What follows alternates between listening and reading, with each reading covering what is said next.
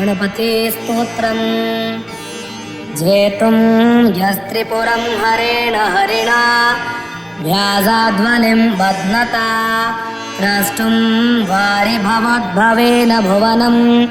शेषेण धरतुं धरा पार्वत्या महिषासुरप्रमथने सिद्धादिपै सिद्धये ध्याता पञ्चशरेण विश्वजितये पायासनाघानना विघ्नाव्यालकुलाभिमान गरुड विघ्नेभ पञ्चानना विघ्नोत्तुङ्गगिरिप्रभेदन पविर् विघ्नाम्बुधिर्वाडभ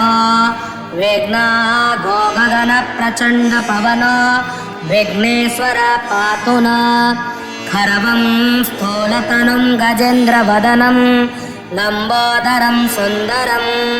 प्रस्यन्दनमदगन्धलब्धमधुप व्यालोलगण्डस्थलं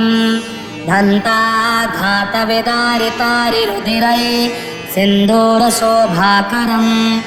वन्दे शैलसुतासुतं गणपतिं सिद्धिप्रदं कामदं गजाननाय महसे प्रत्योहतिमिरच्छिदे अपार करुणापूरा तरङ्गितादृशे नमः अगजान पद्मार्कं गजाननामहर्निशम् अनेकदन्तं भक्ता नामेकदन्तमुपास्महे श्वेताङ्गं श्वेतवस्त्रं शितकुसुमगणै पूजितं श्वेतगन्धै क्षीराब्धौ रत्नदीपै सुरनरतिलकं रत्नसिंहासनस्थं दर्भे पाशाकुशब्जा भयवरमनिशं चन्द्रमौलिं त्रिनेत्रं ध्याये शान्त्यर्थमीशं गणपतिममलं श्रीसमेतं प्रसन्नम् आवाहयेतं गणराजदेवं रक्तोत्पलाभासमशेषवन्ध्यं विघ्नान्तकं विघ्नहरं गणेशं भजामि रौद्रं सहितं च सिद्धया यं ब्रह्मवेदान्तविदो वदन्ति परं प्रधानं पुरुषं तथान्ये विश्वोद्गते कारणमीश्वरं वा तस्मै नमः विघ्नविनाशनाय विघ्नेशवीर्याणि विचित्रकाणि वन्दे जनिर्माघकथे स्मृतानि श्रुत्वा समुत्तिष्ठ गजाननत्वं धामे जगन्मङ्गलकं कुरुष्व गणेश हेरम्ब गजाननेति महादरस्वानुभवप्रकाशिन् वरिष्ठसिद्धिप्रियबुद्धिनाथ वदन्त एवं त्यजत प्रभीते अग्नेकविघ्नान्तकवक्रतुण्ड स्वसंज्ञवासंस चतुर्भुजेति कवीशदेवान्तकनाशकारिन् वदन्त एवं त्यजत प्रभीति अनन्तचिद्रूपमयं गणेशं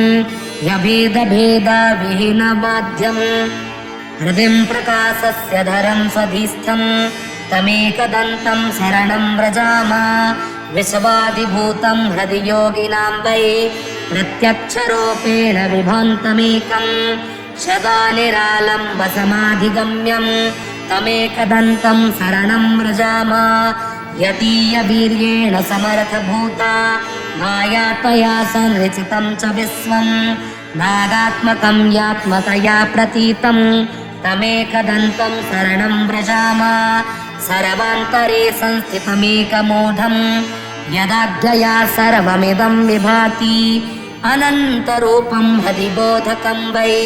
तमेकदन्तं शरणं व्रजामः यं योगिनो योगबलेन साध्यं कुर्वन्ति तं कं स्तवनेन नौते अथ प्रपामेन सुसिद्धिदोस्तु तमेकदन्तं शरणं व्रजामः देवेन्द्रमौलिमन्दार मकरन्दकणारुणा विघ्नान् हरन्तु हेरम्ब चरणाम्बुधरेण वा एकदन्तं महाकायं लम्बोदर गजाननं विघ्ननाशकरं देवं हेरम्बं प्रणमाम्यहं यदक्षरं पदाभ्रष्टं मात्राहीनं च यद्भवेत् तत्सर्वं क्षम्यतां देव